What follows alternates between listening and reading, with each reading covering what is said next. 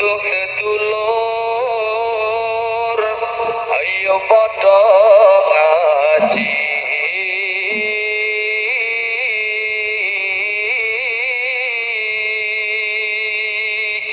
Alhamdulillahirabbil alamin. Wassalatu wassalamu ala asyrafil anbiya'i wal mursalin Sayyidina wa maulana Muhammadin wa ala alihi wa ashabihi ajma'in. La hawla wa la quwwata illa billahil aliyyil azim. Amma ba'du. Dumateng sederek kula sedaya kakung putri jamaah pengajian Selasan ingkang kita mulyakaken, muga-muga sedaya dimulyakake dening Allah dunyane lan akhirate. Diparingana kejembaran rezekine, kesehatan lahir batine, keberkahan umure, lan ing pungkasan muga-muga sedaya diparingana husnul khotimah. Puji lan syukur tansah kita unjukaken dhateng Allah ingkang Maha Agung.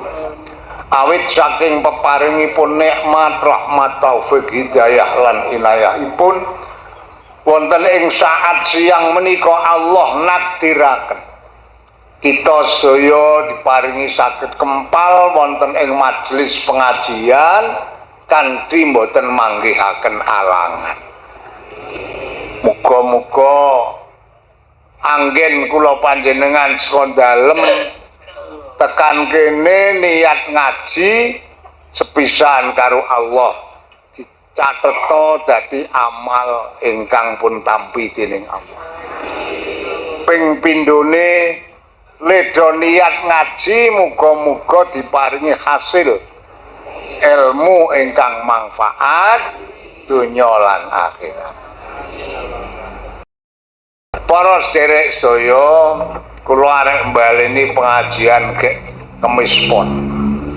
Sampeyan mesti wis do lali. Ya, tak baleni meneh.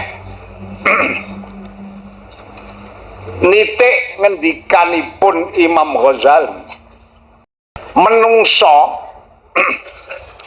nek kepengin diparingi slamet donyane tekan akhirate, nang donya iki kon ninggal 10 perkara. 10 perkara iki ditinggal, didoi, aja dicedhaki, aja dilakoni. Lah apa 10 perkara sing kon ngedoi niku? Bab niki nek ora didoi engko marai cilaka donya akhirat. Ingkang sepisan Imam Ghazali dawuh, nek kowe kepengin slamet donya slamet akhirat, sing nomor 1 nang donya ki ngedohana medhit. Apa? Ngertos medhit?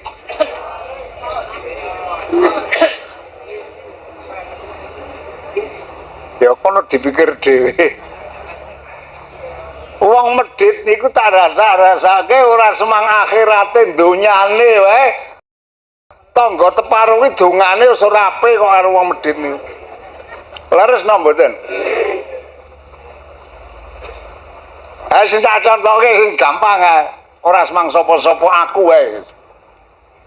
Kula dadi tanggane sampean. Dilalah kula niki karo Gusti Allah diderajat dadi wong sugih. Sak desa kene paling sugih.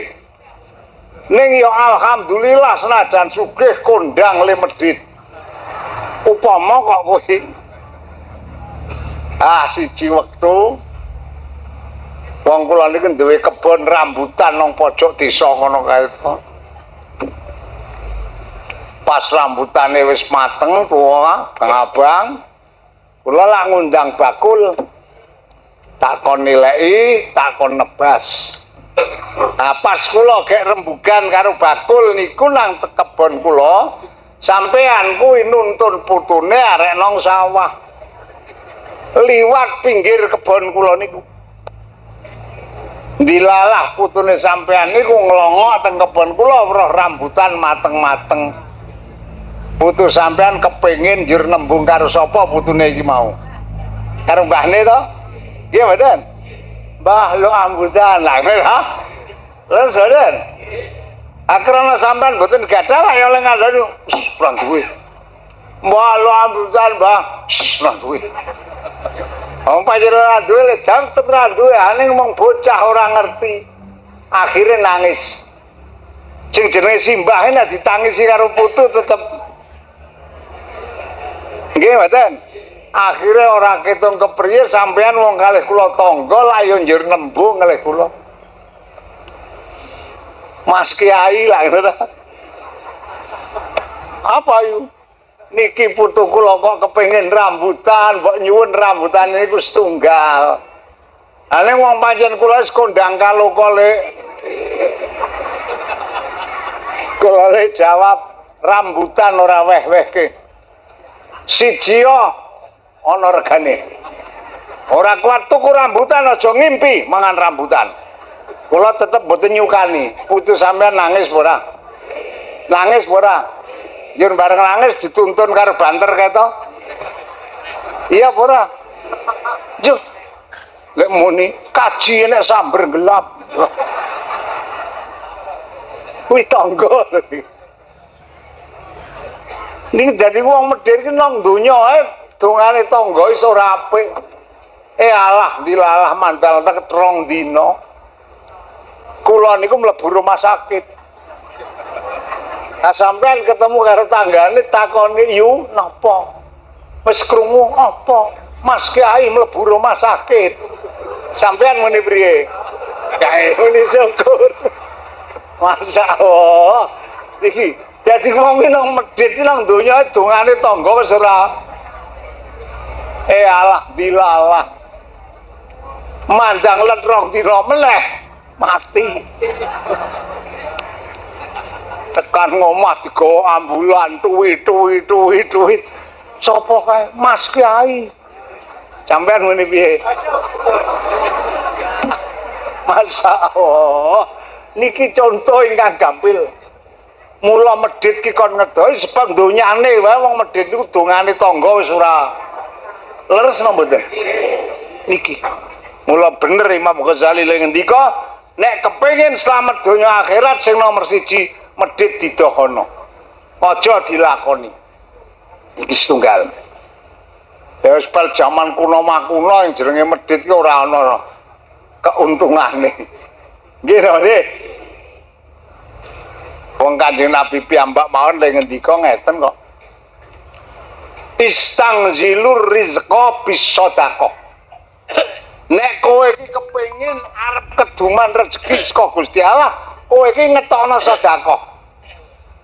Dadi wong iki arep kepengin rezekine langsar, iki sedekah iki sing rada sregep ya sak derajat sak pangkat ngono lho, Kang. Ora kok njur apa-apa diwehke. Ya sing kira-kira awake dhewe iki kongang ngono kuwi. Wong ki anggere gelem sedekah iki mengko karo Gusti Allah arep diparingi ijol. Ning ya kuwi ning syaraté le sedekah kuwi atine kudu lega. Artinya ora diangen-angen. Wong sedekah kok dieling-eling. Mandang dilalae karo sing disedekah iki ana perkara. Ra kelingan ya.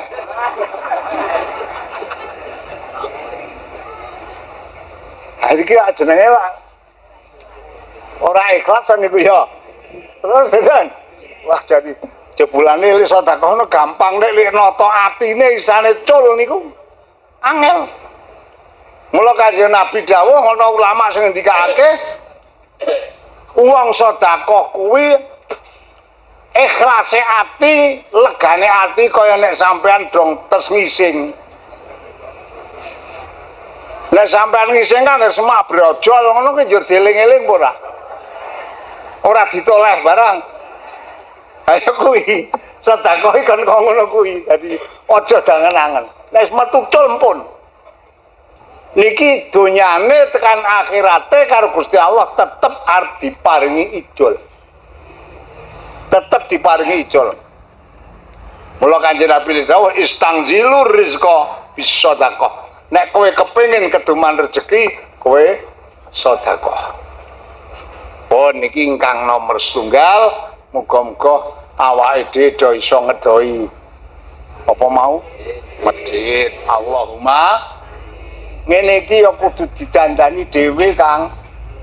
Nek njaluk sambatan wong liya kon dandani mboten saged. Nek iso aku tak njaluk tulung yu. Jajal we aku medhite dilangi. Sampeyan iso? Mboten saged jenengane medhit niku sing iso dandani ya awake kanthi ilmu sing diparingake saka Allah, ilmu sing diparingake saka Kanjeng Nabi, ilmu sing diparingake saka para ulama niki lajeng kula panjenengan patrapaken piyambak-piyambak ge ngilangi napa medhit niki wau. Oh niki setunggal. Nomor loro,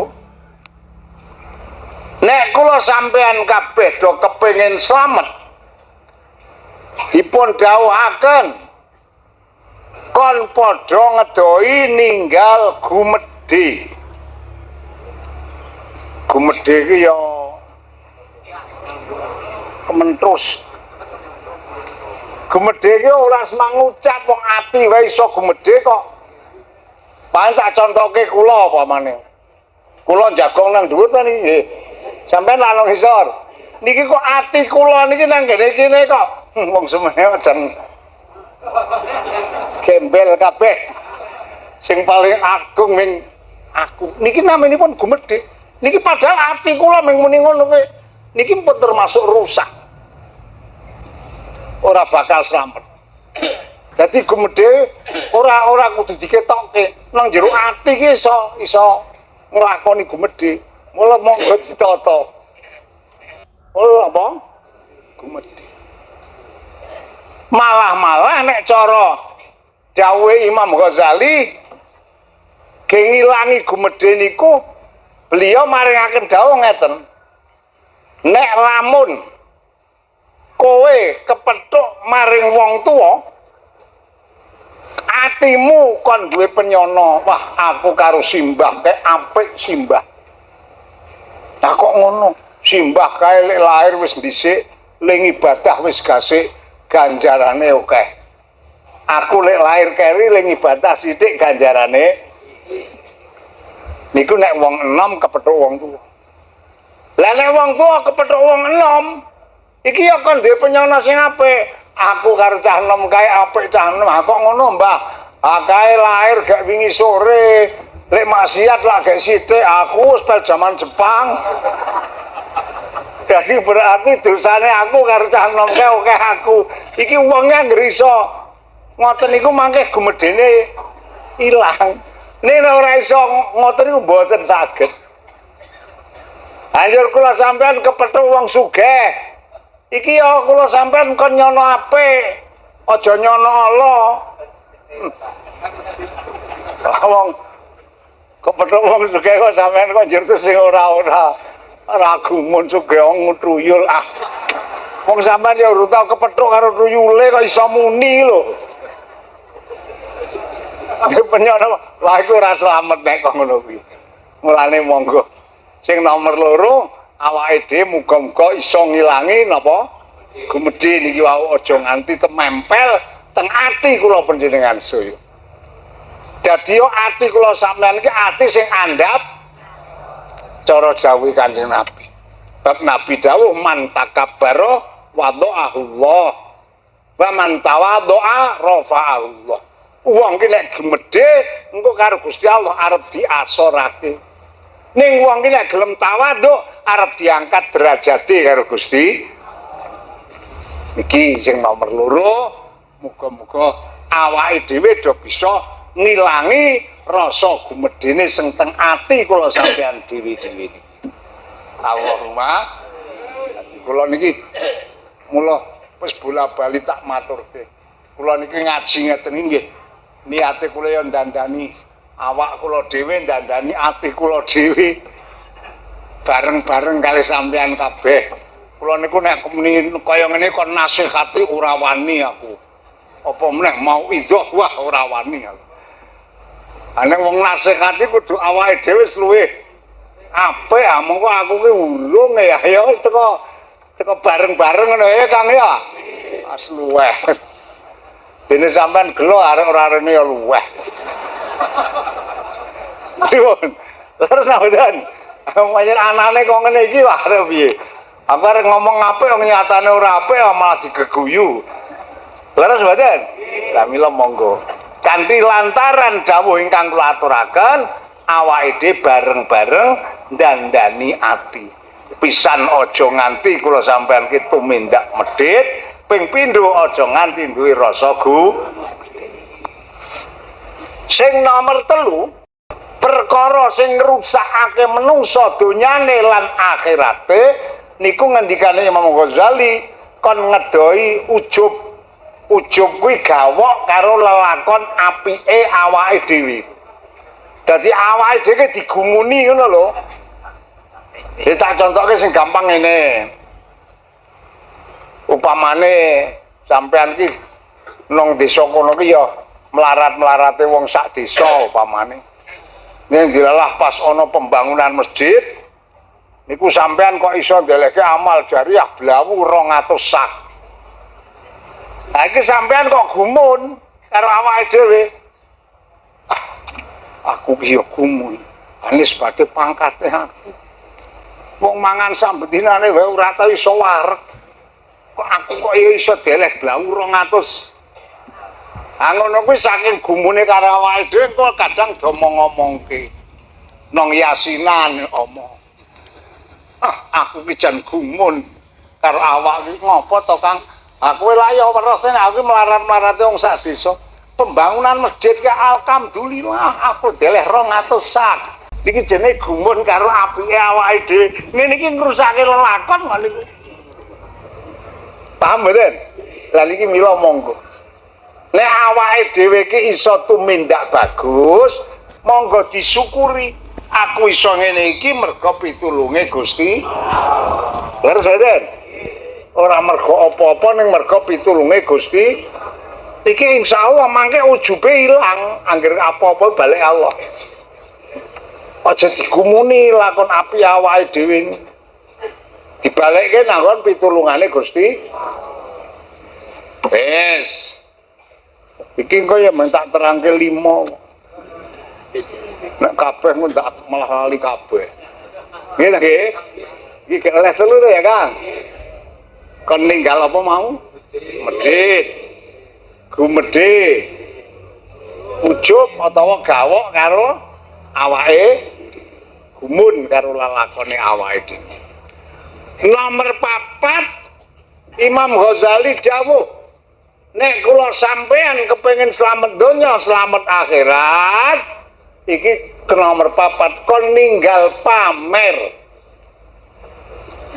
ke ora kudu omong kok wong lelakon kuwi tingkah iso pamer kok contone wong wedok ose gelem ora sampean tak ge contoh ya wong wedok antes ditukokke gelang karo sing lanang wong tes panen lombok wong saiki lombok regane larang to dilalah nebaske wah tampa dhuwit sak bagor karo sing lanang tukokke gelang 50 gram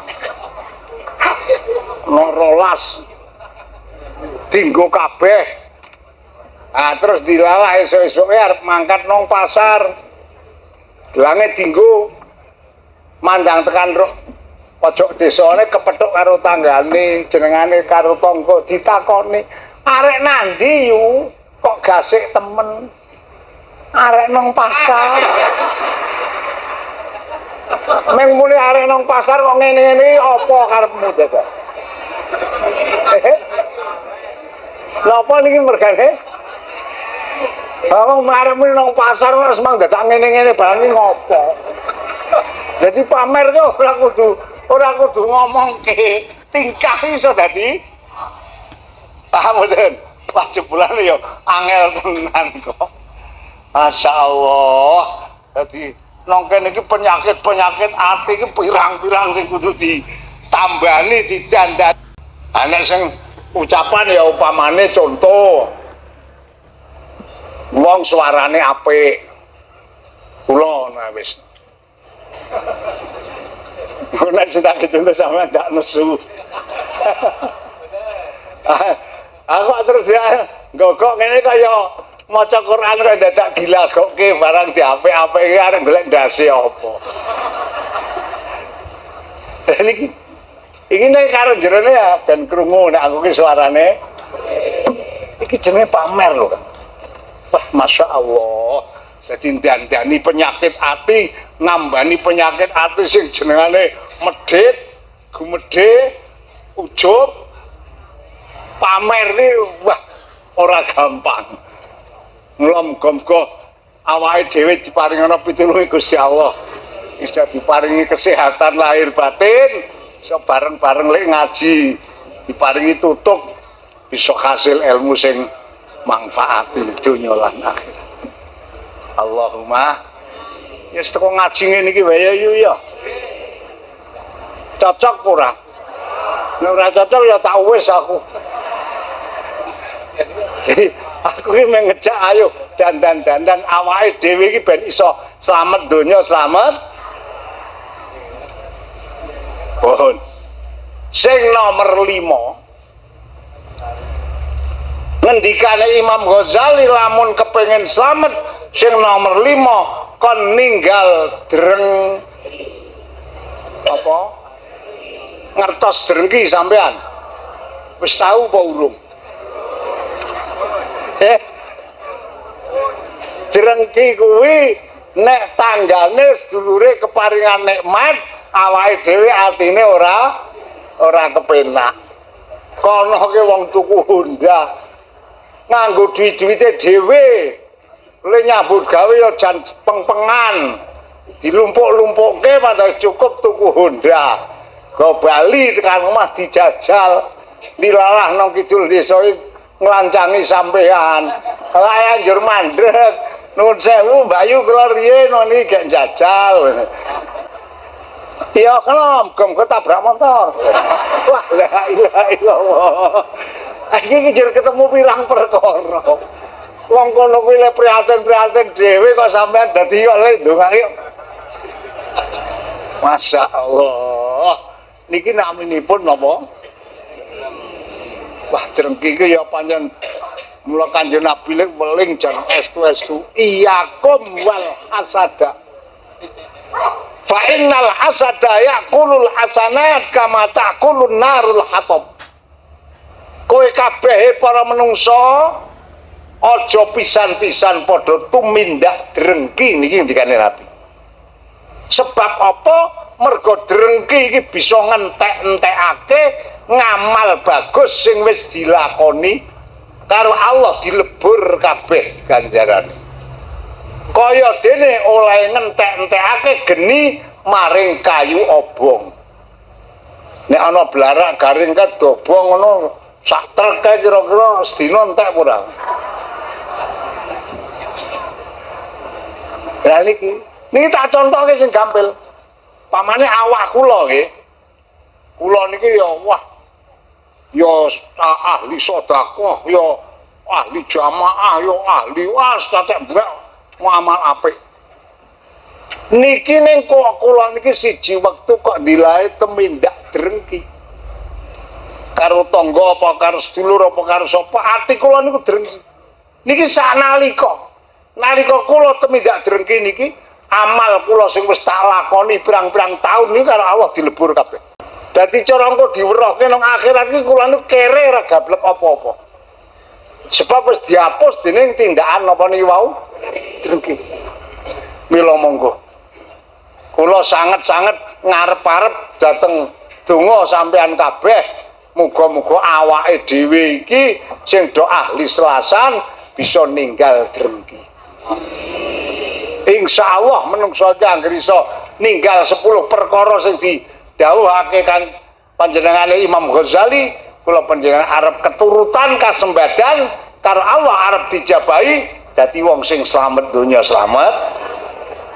Niki dieling-eling 5 perkara iki. Sing kon kudu ditinggalke nomor 1 medhit. Nomor 2 takabur. Nomor 3 ujub atau gawok karo awake dhewe. Nomor 4 pamer. Nomor 5 dreng. Dieling-eling ya. Muga Gusti Allah ngijabahi dhateng penuwun kula sampean kabeh. Semoga telaten-telaten lek do ngaji mbah pira hasile angger kula panjenengan telaten arep diparingi karo Gusti Allah. Para rawuh sedaya 5 iki wen dhisik sok Selasa tak sambung meneh nek jeh urip. Nggih. Ayo ije tekan sok Selasa ora umure ya ora ngerti kok. Wong kula niki cok nganangen awak kula dhewe. Bapak kula niku dipundhut nang ngersane Gusti Allah tahun 886. Niku bapak niku yuswanipun 7 gangsal. Aku lan cok angen-angen nek aku iki karo Gusti Allah dikersake arep padake bapak, aku ki ya garek esuk sore. Wong sakniki pun ngancik 75 lah ya garek esuk sore to. Ampun tekan sok Selasa mbah ora aku ya ora ngerti. Ing kabeh penuwunan iki kula sampeyan iki diparingana umur panjang ingkang niki penuwunan. Muga-muga Allah paring ijabah. Allahumma amin. Rabbana atina fid dunya hasanah wa fil akhirati hasanah wa qina adzabannar wa adkhilnal jannata ma'al abrar ya azizu ya ghaffar ya rabbal alamin. Allahumma inna nas'aluka ilman nafi'an wa amalan mutaqabbala wa waladan sholiha wa rizqan halalan thayyiban wasi'an mubarak. Ij'alna ya Allah wa auladana wa dzurriyyatina wa talamidana min ahlil ilmi wa ahlil khairi wa la taj'alna wa iyyahum min ahlil bid'ati wad dhair. Allahumma ighfir lil mu'minina wal mu'minat wal muslimina wal muslimat al ahya'i minhum wal amwat. Wa sallallahu ala sayyidina Muhammadin nabiyil ummi wa ala alihi washabbihi wasallama walhamdulillahi rabbil alamin. Wassalamu alaikum warahmatullahi wabarakatuh. Waalaikumsalam warahmatullahi wabarakatuh. Alhamdulillah matur nuwun dumateng sederek-sederek sedaya ingkang sampun midhangetake pangaosanipun Rama Kyai Haji Muhammad Sholihun saking Tegalrejo, Magelang, Jawa Tengah, Indonesia. Mugi-mugi pengaosanipun Rama Kyai Haji Muhammad Sholihun saking Tegalrejo punika mugi-mugi mbeta barokah lan barokai dumateng kula lan panjenengan sami khususipun ingkang sampun midhangetake lan mugi-mugi dadosa ilmu ingkang manfaat ingkang barokah fitini wa dunya ilal akhirah. Amin amin Allahumma amin. Lan mugi-mugi kula lan panjenengan sami tansah dipun paringi dening Allah Subhanahu wa taala barokah rezeki kita, barokah umur kita, so barokah gesang kita lan keluarga kita sedaya. Amin amin Allahumma amin. Lan mugi-mugi kula lan panjenengan sami berusaha saged nglampahi napa ingkang dados wejanganipun Rama Kyai Haji Muhammad Sholihun saking Tegalrejo, Magelang kala wau. Lan mugi-mugi pangaosanipun Rama Kyai Haji Muhammad Sholihun kala wau dados amal jariyahipun beliau. Mugi-mugi manfaat fitini wa dunya ilal akhirah. Amin amin Allahumma amin. Cukup semanten pengaosanipun. Akhirul kalam wabillahi taufiq wal hidayah. Assalamualaikum warahmatullahi wabarakatuh.